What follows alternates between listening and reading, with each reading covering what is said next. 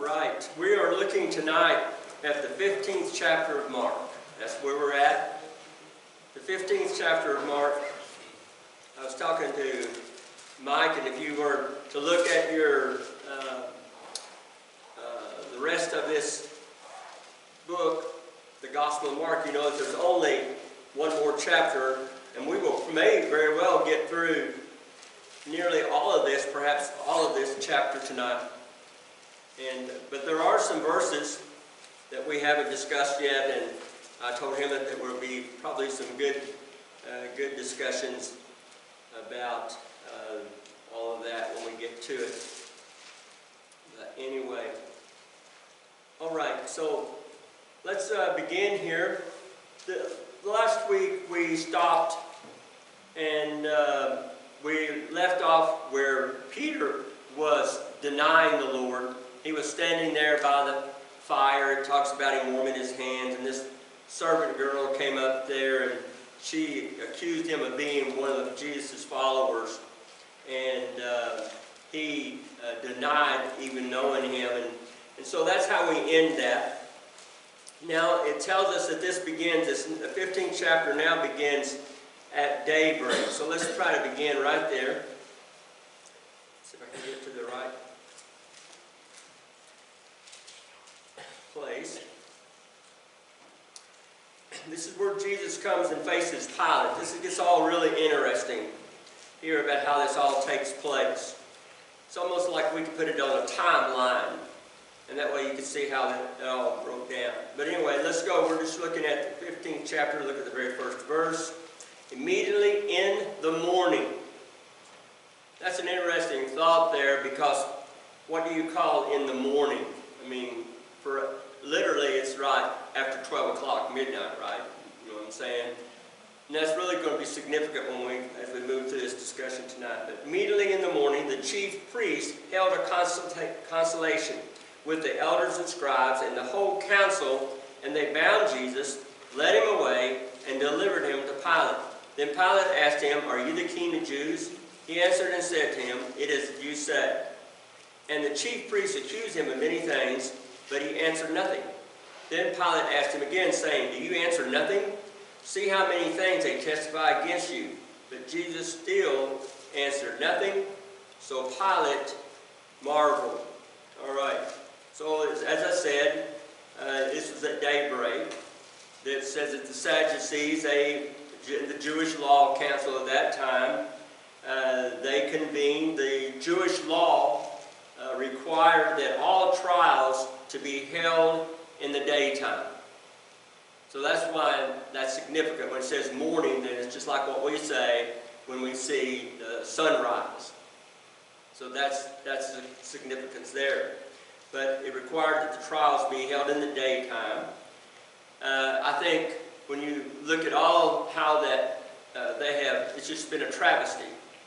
And all the accusations have been lies, all the false testimony, and all of that, but yet they wanted it to seem somewhat legitimate. So what they did was they waited till daybreak, if you would, to hold the trial. All right? This was the third and the final phase of the Jewish portion of the trial of Jesus. All right? And so what it does now, it sets the stage for the Romans to get involved. And that's why it says that they sent him to Pilate. But we're going to continue reading. We'll start again here and with these verses. And let me see. All right. Okay, so we're probably going to kind of reread those verses, because that reads right into the next set of notes. Okay, so it says there that they brought him before the council, and then it says in verse 3, "And the chief priests accused him of many things, but he answered nothing. Then Pilate asked him again, saying, 'Do you answer nothing? See how many things they testify against you?' But Jesus still answered nothing, so that Pilate marveled." And there's a purpose for reading that. I want you to see that set of verses are important. And we see here that the Sanhedrin, they knew that they needed the Romans' permission to legally enact a sentence of execution. They couldn't do that. So what they did was they sent Jesus to the governor of Judea, and the governor of Judea, that is Pontius Pilate. They weren't sending him there to be judged. So what we see here, when Pilate had asked him, he says, "Are you the king of the Jews?" And he talks to them about being accused of all these crimes. That's not the purpose for the Jewish council to send him there. They didn't want him to judge him. They already found Jesus guilty. And that what they were doing was that they were seeking the Pilate's power to enact capital punishment. So they wanted to do it legal. They could have hired an assassin, I guess, but they wanted to do it legally. And so they were sending him to Pilate, believing that Pilate would just, set capital sentence against it. All right. When we look at this, and what you have to do is you have to look at other accounts, but we're not going to try to bring in all of those other verses, in Mark and Matthew and Luke and John. So we're just going to take some assumptions here that we know this information. But when we know that Jesus was taken, that he was beaten, and he was punished, tortured. And so this is the one that stood before Pilate that day. So he came in, and we're going to see that actually into the palace. And we'll talk about that, but he was taken into the palace there and stood before Pilate. Face battered, his face was bloody, his garments were stained with dirt, sweat, blood. He certainly did not appear to be a king. And so when he says, "Are you the king of the Jews?" this was just an act of sarcasm. All right, he was just being sarcastic. He wasn't truly answering him, asking him a question. Jesus knew that immediately, and he knew that Pilate was just simply mocking him. But the truth is that what he did was, he did answer him truthfully. And he just simply says, "It is as you say." It is as you say. I think that Pilate never believed that Jesus was guilty. All right? I don't believe he was guilty. Pilate never believed he was guilty of any capital crime that deserved execution. And he said that he found no fault in Jesus. But then it tells us there that the Jewish crowd, the high priest, they would not relent, and they demanded, that Jesus be put to death. But Jesus stood absolutely in silence. There was no self-defense. And if we were to read other accounts, if we could go like to Luke's account, we could give a more descriptive account of this trial. Look at, for instance, we will go there. Look at Mark 23:5, or excuse me, Luke 23:5. I have one verse there that tells a little bit more. It talks about that Jesus looked at him and he asked him. So you kind of put these together. And so Pilate asked him, "Are you king of the Jews?" You answer nothing, you say nothing. And then if you look in Luke 23:5, it says, "But they were the more fierce, saying, 'He stirs up the people, teaching throughout all Judea, beginning from Galilee to this palace.'" So you can see that they were continuing to make accusations against Jesus. All right. We can find out that. So let's see. I'm looking at Luke. I'm trying to find where. Okay, well, I guess it's from another. I look at another account here that at some point Pilate asked him whether Jesus was a Galilean or not. All right, he asked Jesus, and so once he realized that he was a Galilean, this all makes sense. Once he realized that he was from Galilee, then he was able to pass the buck. So if he's from Galilee, then I'm not going to hear this. I'm going to send him to Herod, because that's his jurisdiction. All right?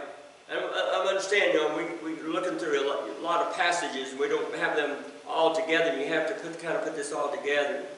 But he realized that once he was a Galilean, from Galilee, he belonged to Herod's jurisdiction, so he's going to send him to Herod, And I think that what he was doing, he was hoping for help in deciding what to do with Jesus.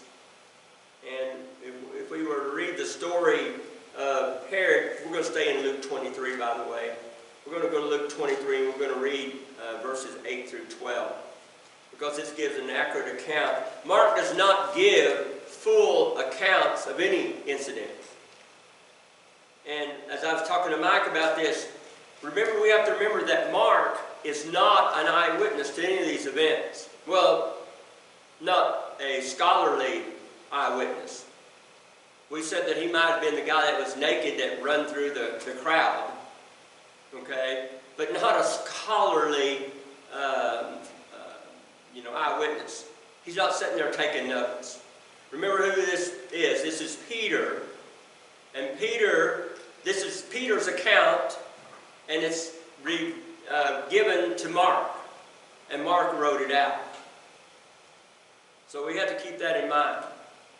And so to look for more details, and you look to Matthew and Luke and John for more details. We're going to look at some more details there in Luke here in just a minute.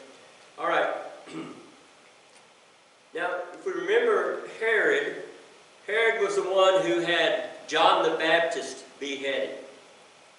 All right? And perhaps, he was a fearful that John the Baptist had come back to life. All right? And that's what he had been told, and maybe he had risen from the dead. Let's go to Luke 23. I'm hoping I'm not making this confusing tonight. Luke 23, and look at verse 8.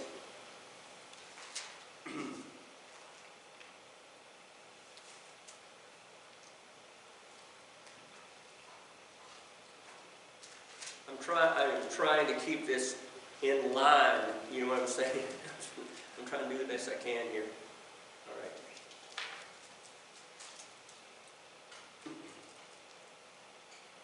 All right. Okay. All right, in Luke 23, 8 through 12, it says,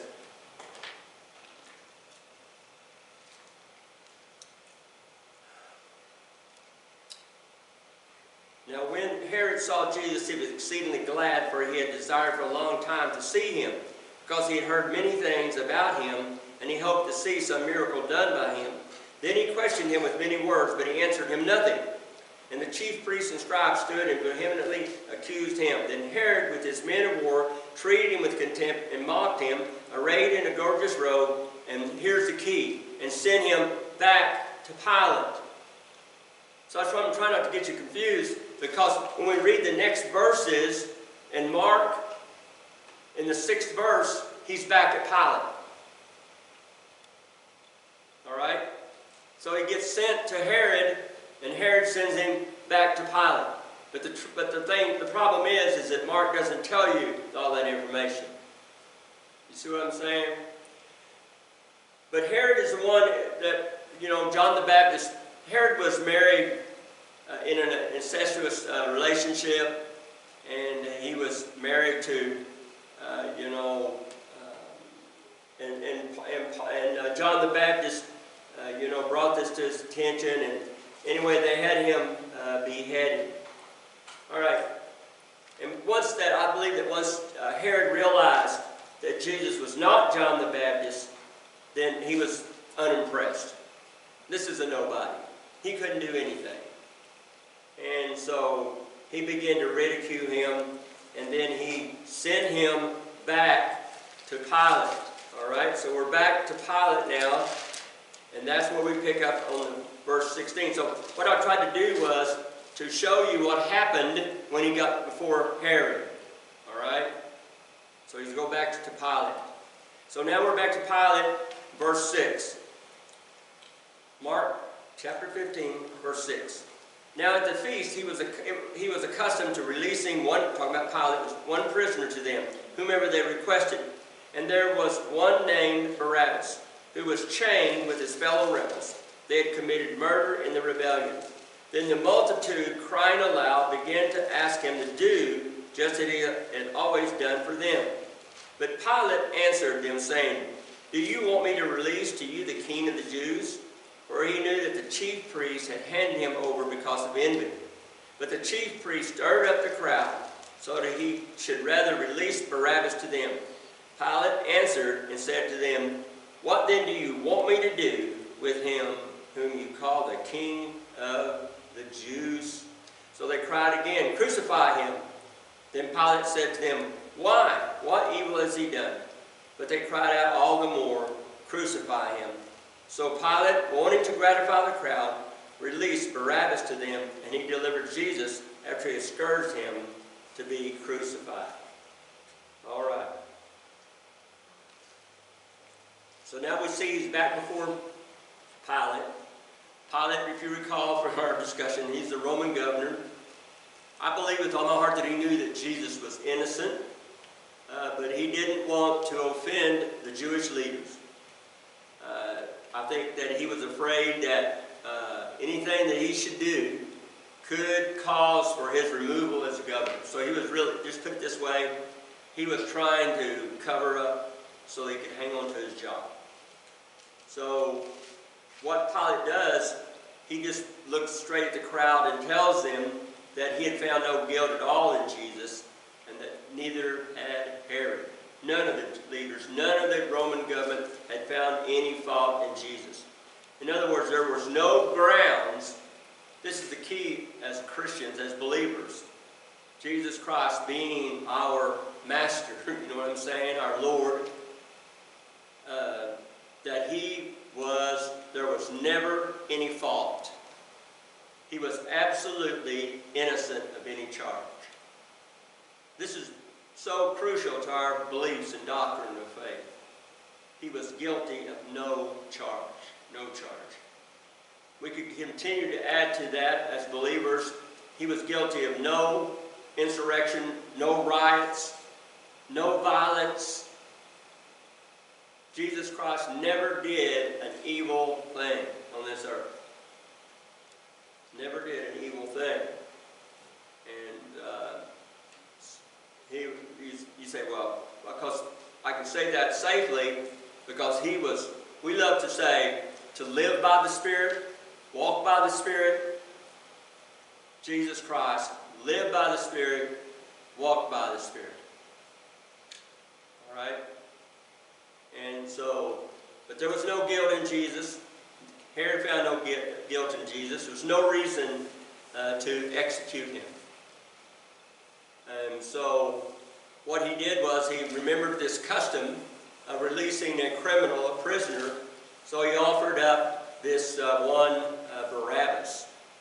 And, I think that he thought that if he punished Jesus, if he beat him, he'd already done that, if he scourged him, if he tortured him, he thought that maybe that would be enough to justify or to appease the Jewish crowd, all right?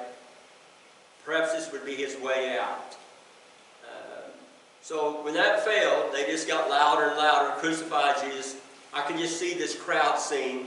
I can see these scribes walking around the crowd, these Jewish leaders, the high priest, the ones who knew Isaiah from the first chapter to the last chapter, the one who could quote to you, all of the prophecy, but yet they were walking around the crowd saying that they should crucify the Redeemer, the Savior. But there they were doing that. Pilate offered to appease them by looking at a Passover tradition of granting amnesty to one sentenced criminal of the people's choice. So, in the midst of all that's going on, then there's another aspect to this trial. All right, Pilate is out there. He said, "This guy, Jesus is not guilty. There's no reason. I tell you what, we can, turn loose one prisoner, and I think that we should release Jesus." That's an annual. So during this trial, then we find out there's another interesting thing happening. So in order to know what that is, we have to go to Matthew chapter 27. All right. So let's go to Matthew 27. This is an interesting note here during this trial. Matthew 27:19. It took some work to put this all together, all these verses together, and to see all these things that are going on. Matthew 27:19. So it says right there, it says, "While he was sitting on the judgment seat, his wife sent to him, saying, 'Have nothing to do with that just man, for I have suffered many things today in a dream because of him.'" All right, so his wife comes out there, and she has this urgent message for him. All right, I think about this incident, and all I can do is think about the incident with John the Baptist and all. But she comes out and gives him this message, and but the crowd, it was becoming a riot, and they were getting more loud, and so he didn't consider what she said. They refused to release Jesus. They wanted Barabbas.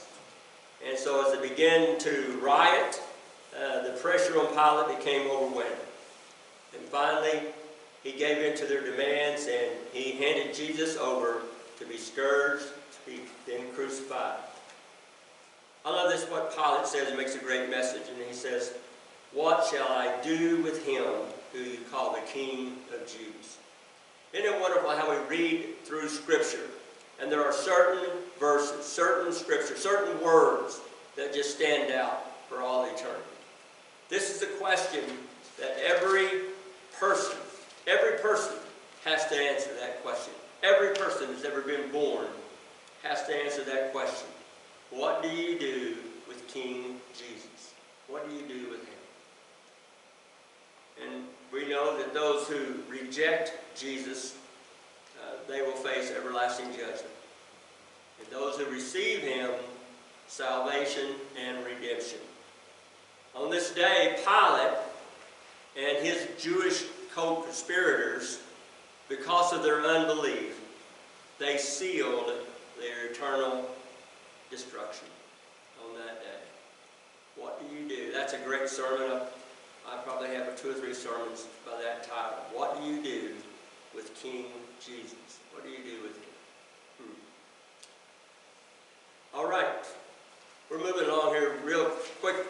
I think I may run out of notes. I'm on the 100th page of notes. I may run out tonight. All right. Okay, chapter 15, we'll see though. 15 chapters, 16th verse, I think. Oh, I'm in Matthew. It'll work. I just have to find a different chapter, but we better stick with what we're studying now.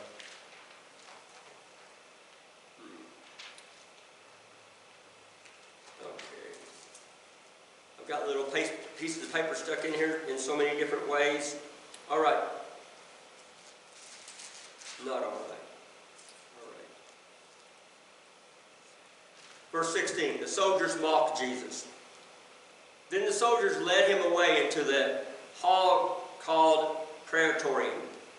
And they called together the whole garrison. And they clothed him with purple, and they twisted a crown of thorns, put it on his head, and began to salute him. "Hail, King of the Jews!" Then they struck him on the head with a reed, and spat on him, and bowing the knee, they worshipped him.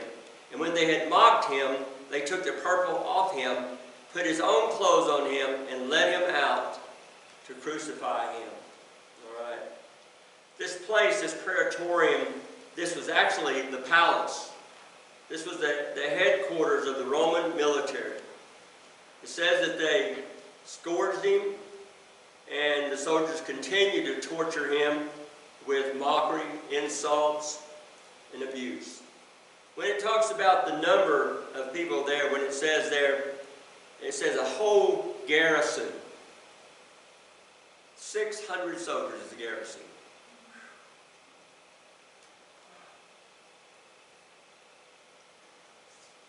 So what you have to do is start thinking about a gathering of 600 people. And one Jesus who stood there, silent, receiving the punishment, receiving the accusations, receiving all the insults. All right. I think that when we see these events, and I've mentioned this before, that when everybody was watching the Passion of Christ, everybody's seen it at least once. And it's probably, it's difficult to watch it much more than that. But I was often asked about, why that this had to be this way. But if you look at throughout the Scripture, that Jesus was preparing the disciples for exactly what was going to happen. We back up just a few pages in to Mark 10:34. Jesus tells us that he knew exactly.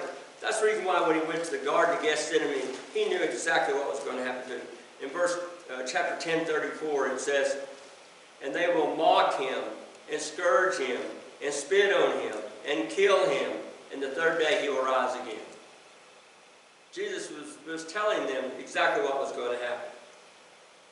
More details. If you want to read more details about this event, let's go to John, the Gospel of John, in the 19th chapter.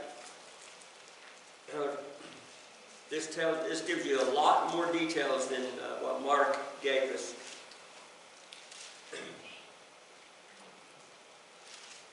John 19, verses 4 through 12. Okay, once again, we're retelling the events that we just discussed from Mark. This is Pilate again, okay? Pilate then went out again and said to them, "Behold, I am bringing him out to you, that you may know that I find no fault in him." Then Jesus came out wearing the crown of thorns and the purple robe, and Pilate said to them, "Behold the man." Another great message. Therefore, when the chief priests,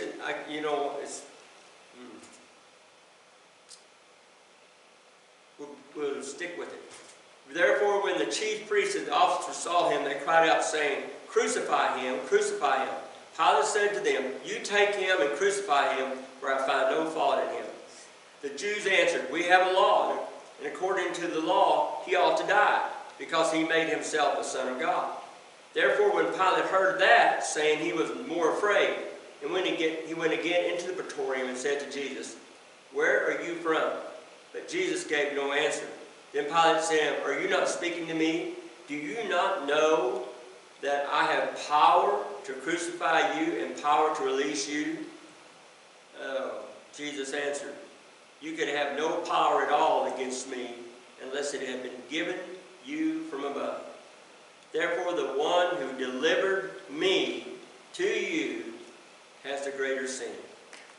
From then on, Pilate sought to release him, but the Jews cried out again, "If you let this man go, you are not Caesar's friend. Whoever makes him a king speaks against Caesar." And so you see, give more details about what happened when he stood there before Pilate for the final time. All right. We're going to, this will be a good place to end here. So we're going to go ahead and read the next verses. Mark chapter 15, verses 21 and following. The King on a cross. Then they compelled a certain man, Simon a Cyrene, the father of Alexander and Rufus, as he was coming out of the country and passing by, to bear his cross. And they brought him to the place of Golgotha, which is translated place of skull. Then they gave him wine mingled with myrrh to drink, but he did not take it. And when they crucified him, they divided his garments, casting lots for them to determine what every man should take. Now it was the third hour, and they crucified him, and the inscription of his accusation was written above, the King of Jews. So we see that Jesus is now going to the place of crucifixion, and he carried his cross. But I think that because he had been beaten and his physical condition was so bad that he could no longer carry the cross. He could go, I'll just put it this way, he could go no further. So they pressed into service this one, Simon of Cyrene, and he was the one to bear the cross of Jesus. I think the interesting thing about this is that the Roman soldiers, they may have thought, well, this is just some bystander standing out here along the road. But the truth is that Mark, the one who wrote this, Mark most likely knew this person by name. And so when it was recalled to him, Mark said, yes, that was a man named Cyrene, or Simon, and I know who he is. And but he was, it says, the father of Alexander and Rufus. And that's, if you, in your text, if it's probably in parentheses, and that's just an added thought to that was added to it. And so you say, who are they? Well, they were familiar, I'm sure, to Mark, and perhaps they were active in the church there in Rome, all right? He was the father to Alexander and Rufus, okay? He knew Alexander and Rufus, all right? Paul also mentions Rufus and his mother, which would be Simon's wife, in Romans chapter 16, verse 13. So in other words, this was not some random person that they chose. It was all appointed for this one to bear the cross of Jesus. We don't know any more about this man.